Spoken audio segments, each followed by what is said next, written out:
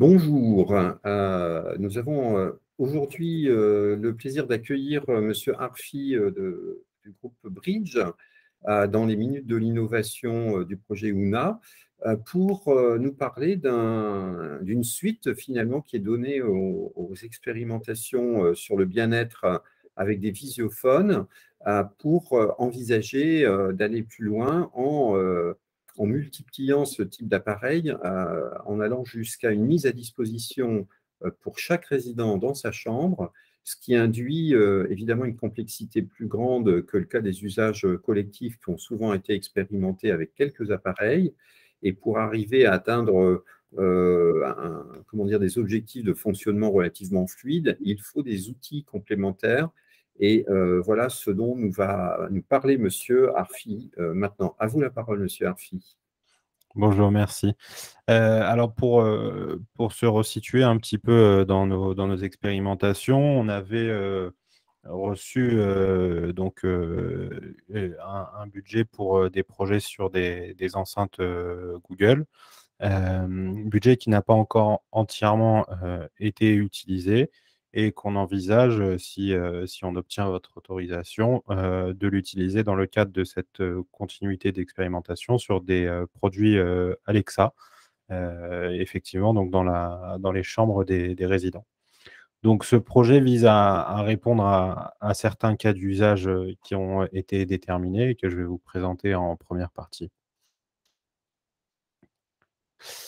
Donc, on a commencé à recenser les besoins avec les équipes soignantes et les personnels des établissements. Ce qu'on cherchait, c'était les demandes qui étaient récurrentes et qui pouvaient être répondues de façon automatisée ou dans lesquelles on pouvait apporter un certain accompagnement.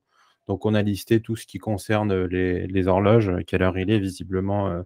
Donc, les résidents sont souvent déboussolés dans le temps et ont besoin de connaître l'heure pour pouvoir se resituer.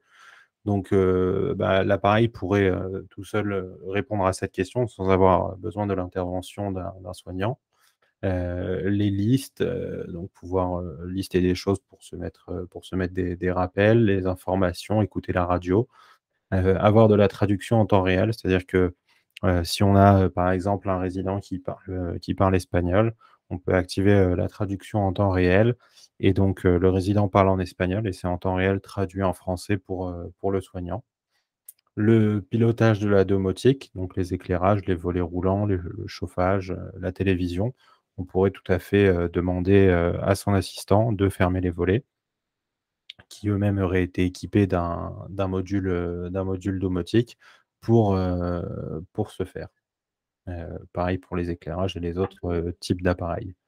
Les divertissements ne sont pas disponibles dans la version Hospitality pour la simple raison que pour se connecter à un service de divertissement, on doit utiliser un compte personnel. C'est-à-dire que si je veux, par exemple, accéder à Netflix, il faut que je mette mon compte Netflix personnel et ces appareils ne sont pas disposés à recevoir des identifiants personnels.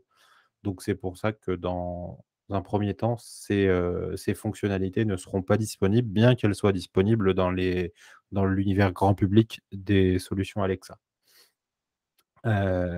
Idem pour la communication audio-vidéo interne et externe, qui arrivera progressivement. C'est-à-dire qu'on pourra s'appeler entre chambres et entre résidents, mais dans les premiers temps de Alexa for Hospitality, on n'aura pas accès à ce type de communication parce que de base, dans le grand public, c'est via des identifiants personnels. Donc, c'est-à-dire que chacun met son numéro de téléphone et c'est à partir de là qu'on peut le contacter. Donc ça, c'est une fonctionnalité qui arrivera à terme, mais pas dès le début. Bien sûr, les fonctionnalités ne pas déranger et ça peut aussi convenir comme une enceinte Bluetooth. Donc, on peut se connecter avec son téléphone pour y diffuser du son. Ensuite, on a une vidéo d'Amazon donc qui présente ce qu'ils ont réussi à faire aux États-Unis dans un établissement, dans une sorte d'EHPAD aux États-Unis. Ça doit sûrement pas s'appeler comme ça là-bas.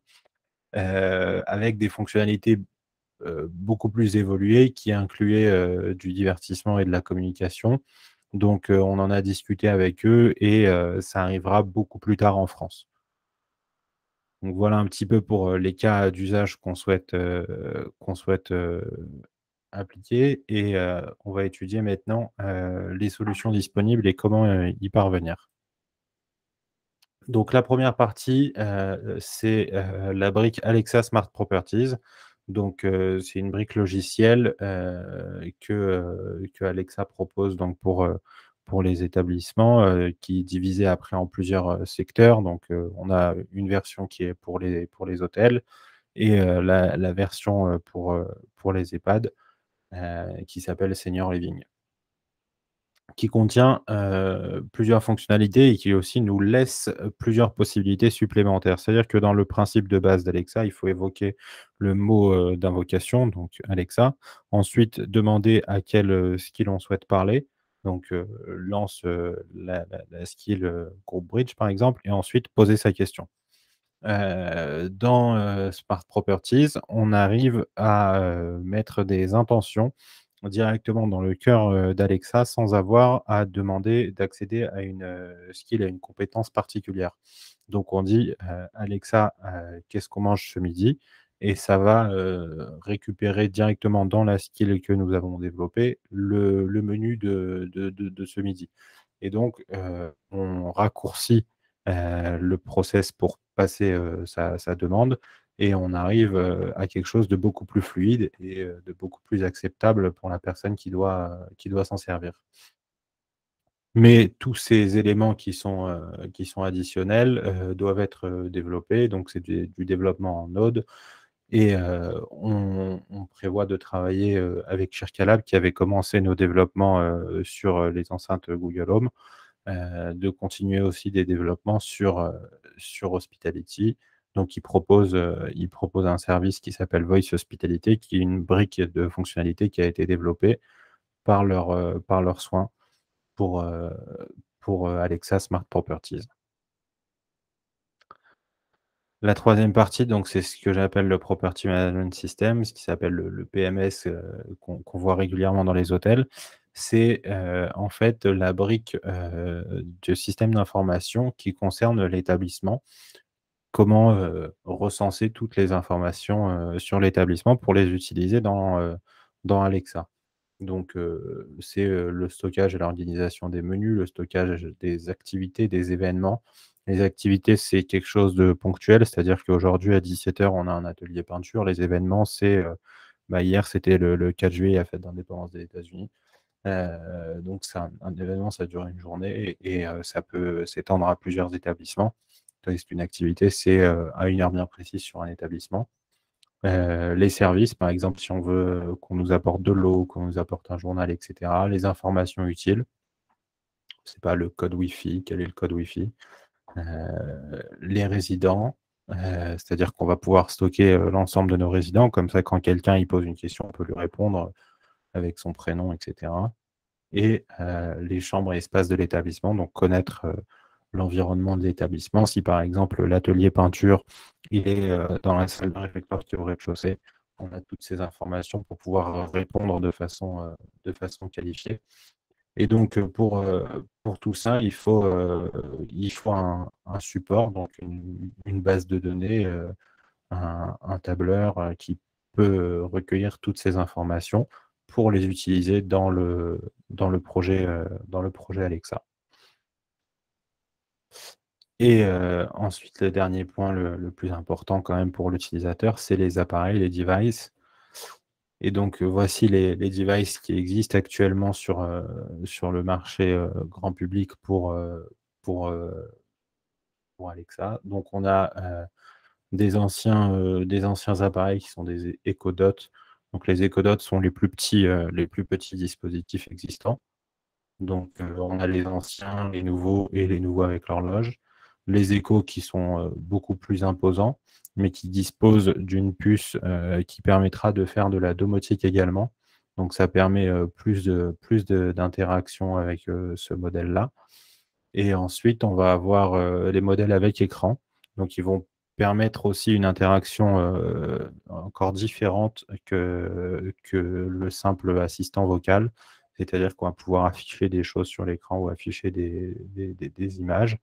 Et donc, ils existent en 2 tailles. Donc, il y a le 5 pouces qui a été écarté et le 8 pouces qui existe en 2 générations, et le 10 pouces qui, lui, n'est pas disponible pour l'instant dans Hospitality.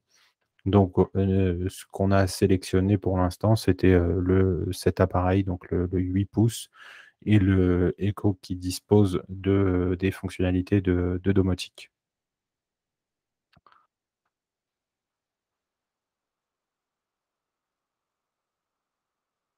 Donc, alors, est-ce qu'on est revenu en arrière? Donc ensuite, on a analysé un petit peu tous les prix de hardware pour évaluer le coût hardware d'un POC qui serait à peu près à 15 000 €, donc sur une sélection de matériel.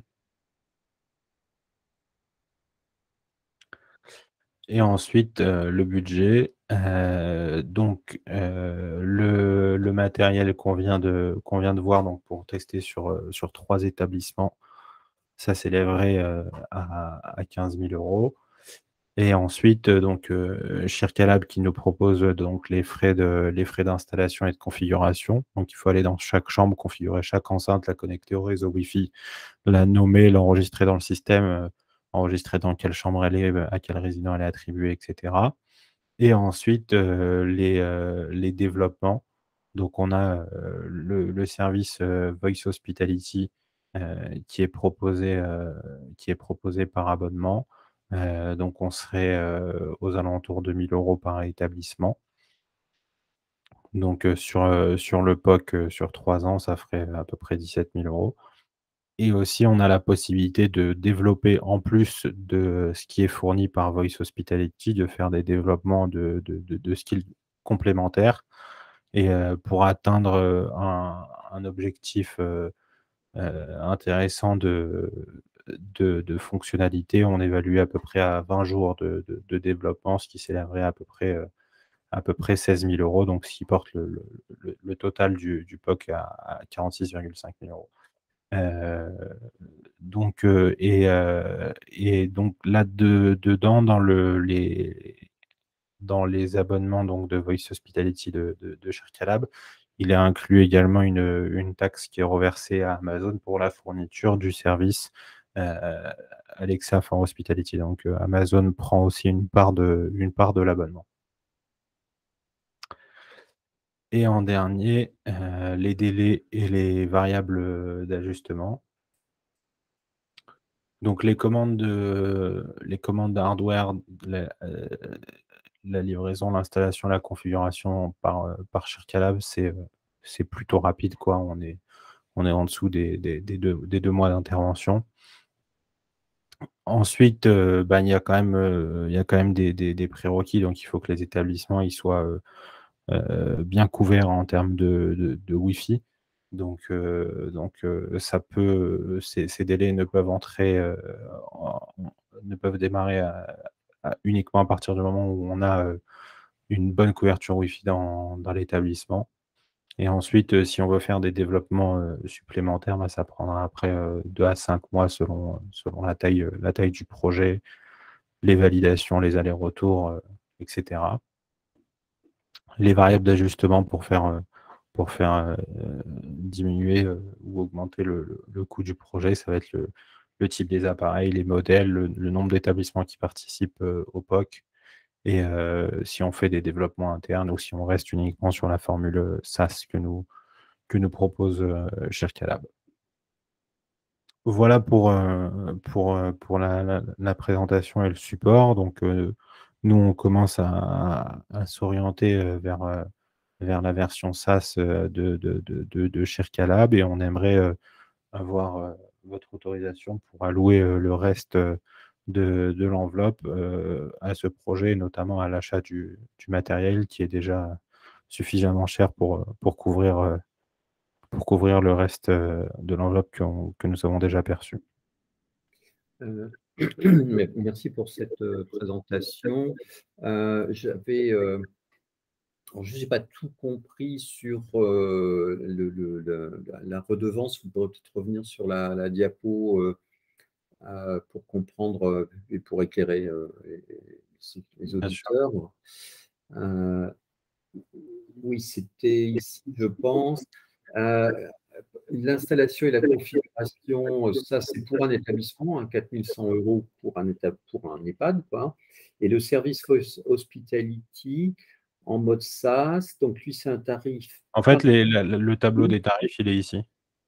D'accord.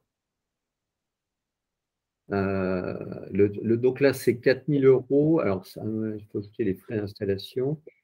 Donc, Donc, on était sur 200 appareils. Donc, on est dans mhm. la fourchette de 1,50 € par enceinte par mois. D'accord, c'est ça. Euh, et c'est sur une durée de 3 ans au total. C'est ça l'engagement, je dirais, ou c'est pour donner une enveloppe sur 3 ans? C'est vraiment pour imaginer, voilà, pour imaginer l'ampleur du POC, pour savoir combien ça reviendrait sur 3 ans, mais on n'est pas engagé.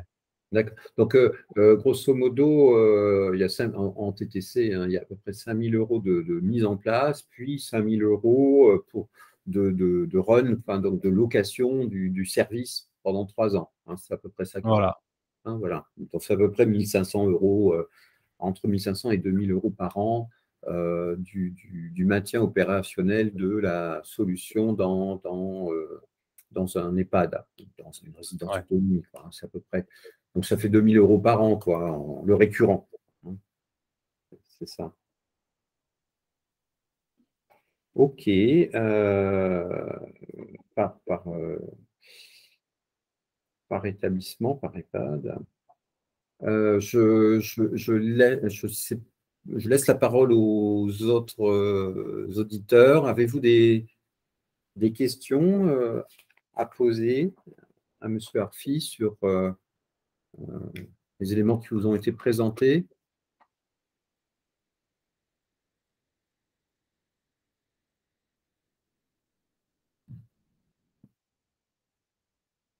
Non? Pas de questions? Moi, donc, si j'ai bien compris, il y a quand même quelques limitations pour le moment qui peuvent être perturbantes, je dirais. C'est effectivement le fait que les divertissements ne soient pas encore intégrés ou intégrables, parce qu'évidemment, s'il y a des loyers, des abonnements à payer en plus, il faudra bien payer ces abonnements, mais le principe de pouvoir les intégrer, ça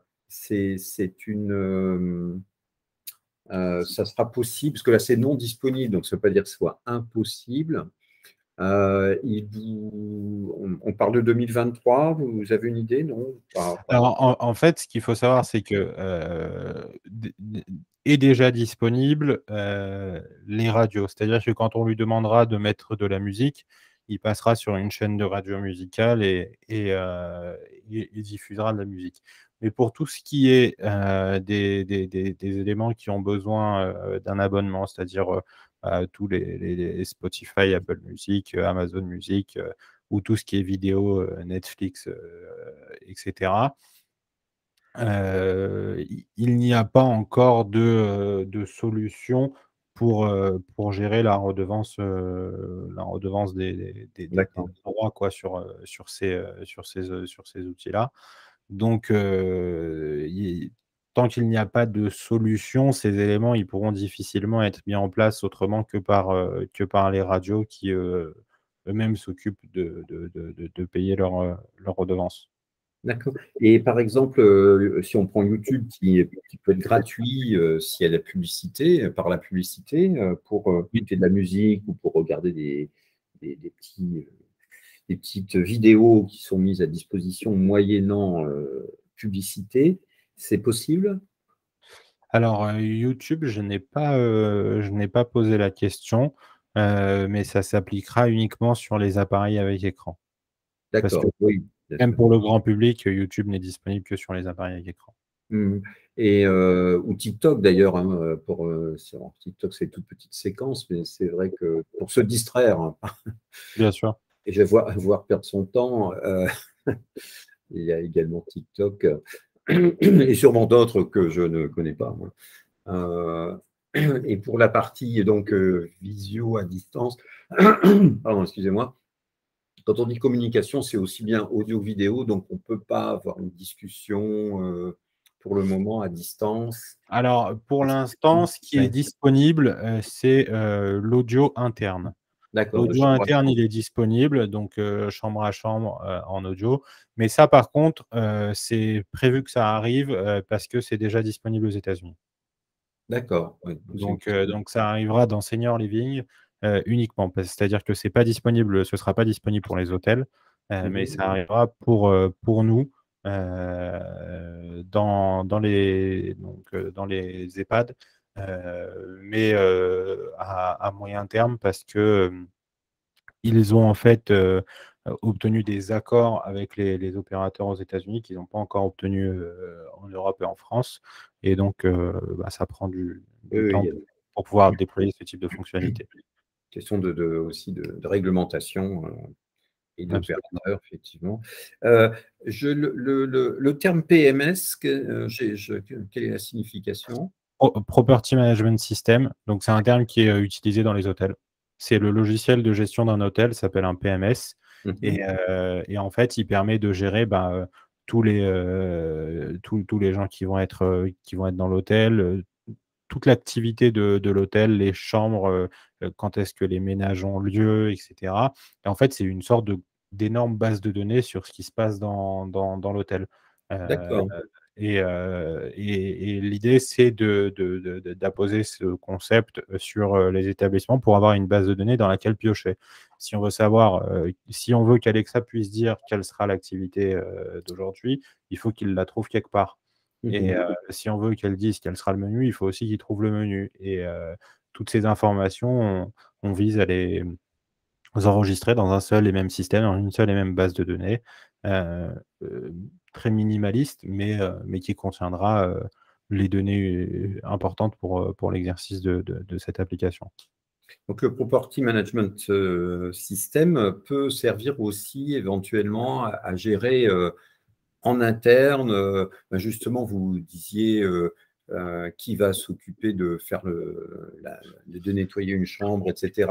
Ça peut être utilisé, cette partie-là, plus pour la gestion des équipes en interne ou... Alors après, son utilisation, elle pourra être étendue, Mhm. euh, mais pour l'instant, on l'a fait minimaliste, donc juste sur Mhm. les usages qu'on va avoir besoin d'Alexa. D'accord. Donc on n'a pas mis ça, mais par exemple, le menu, ce qu'on envisage, c'est de centraliser sa saisie dans ce PMS, dans cet outil, c'est-à-dire que les menus seront, dès leur validation, saisis dans le PMS et ils pourront être utilisés par la skill Alexa, mais ils pourront aussi être utilisés, par exemple, pour une mise en forme automatisée et une diffusion, soit sur des écrans d'affichage, soit être imprimés pour les afficher à l'accueil. Ce qui veut dire qu'ils seront saisis une fois, mais utilisés à deux endroits différents ou plus. D'accord. D'accord. Et Ou donc, en éventuellement termes... une transmission aussi par mail du menu et des activités aux familles de façon automatisée. À partir du moment où c'est saisi, c'est valable pour Alexa et on peut aussi l'envoyer aux familles. Très bien, ouais, c'est intéressant. Vous prévoyez, pardon, excusez-moi à nouveau, de le déployer éventuellement à partir de quand? Ça serait en septembre et vous seriez en capacité de nous faire un premier retour d'expérience d'ici la fin de l'année? Alors là, ouais, on envisage un déploiement en septembre. On a bien creusé le sujet et bien démarré nos démarches. Donc, on espère que d'ici septembre, on pourra commencer à déployer les premiers établissements. Mhm. Ça porte sur trois établissements de mémoire? 3 établissements. Mhm. OK. Et donc, un retour des usagers, on pourrait imaginer en décembre. Voilà, c'est ça, rédiger une note d'utilisation pour récupérer le retour en même temps des résidents, en même temps du personnel soignant, étant donné que l'usage est partagé entre les deux. On pourrait donc peut-être faire un petit webinaire comme celui-là, début décembre, peut-être pour faire un premier feedback. Tout à fait. Ouais, bien, merci. Donc, je vous propose à nouveau de prendre la parole, Madame Labbaye ou d'autres personnes. Toujours pas de questions, tout est clair. Si, bonjour Monsieur Arfi, Nathalie Labbaye de la Fondation Vincent Paul. J'avais une question. Vous disiez que vous allez déployer Alexa sur 3 de vos établissements. Est-ce que du coup, vous allez envisager à long terme qu'il y ait des interactions entre vos établissements? Par exemple, votre établissement A pourra communiquer avec votre établissement B pour voir un petit peu les animations qui seront proposées, les menus, ou pour l'instant, ça fait partie du devenir à moyen terme? C'est pas prévu. La seule chose qui est prévue, c'est que le PMS, donc l'outil dont on parlait, soit unifié pour l'ensemble de nos établissements. C'est-à-dire qu'ils saisissent dans un seul et même outil leur menu, leurs activités, et cetera. Mais d'interaction entre les établissements, non, rien n'est prévu. Très bien, je vous remercie. C'était vraiment sur ce côté-là, je trouvais assez intéressant parce qu'elles ont l'air vraiment maniables par rapport aux boards que nous, on a. Et c'est vrai que voilà, je voulais en savoir un petit peu plus sur comment est-ce que vos personnels allaient rentrer les menus, les activités. Est-ce que vous allez avoir un tableau Excel? Comment ça va se dérouler? Dans notre POC, on est resté sur quelque chose de minimaliste, mais qui pourra être amélioré en termes d'interface utilisateur et d'expérience utilisateur pour la saisie. Mais on sera ouais, sur un tableau. Alors, ce ne sera pas du Excel, ce sera sûrement en ligne, mais un tableau dans lequel on va saisir son menu de façon structurée. C'est-à-dire qu'on a une sélection, on va dire, ça c'est une entrée, ça c'est un plat, ça c'est un dessert, et cetera, pour que l'assistant vocal soit en mesure de réciter le menu de façon structurée. En entrée, vous mangerez ça, en dessert, vous aurez ça, et cetera, un accompagnement. Donc voilà, ce sera sous forme de tableau. À terme, on peut éventuellement mettre en place des interfaces beaucoup plus user-friendly pour avoir une saisie facilitée et plus agréable des informations. Je vous remercie. D'autres personnes souhaitent intervenir? Non? Pas de questions? Écoutez, si il n'y a plus de questions, il nous reste à remercier Monsieur Arfi pour sa disponibilité, étant donné le petit couac sur l'horaire. Merci encore, merci infiniment pour vous être livré là à cet exercice. Et puis, rendez-vous éventuellement en fin d'année. Ça sera très intéressant d'avoir le retour opérationnel et puis pourquoi pas des équipes, si vous souhaitez les inviter. Pour les personnes, les résidents, c'est plus compliqué, mais bien sûr, ils sont toujours bienvenus. Et puis, nous sommes en juillet, donc le prochain rendez-vous pourrait être août, mais ça sera septembre pour les minutes de l'innovation. Et donc, d'ici là, je souhaite à tout le monde d'excellentes vacances. Et puis sinon, effectivement, on se retrouve jeudi soir pour ceux qui participent au comité projet UNA. Merci à vous. Je vous dis à très bientôt. Au revoir. Merci.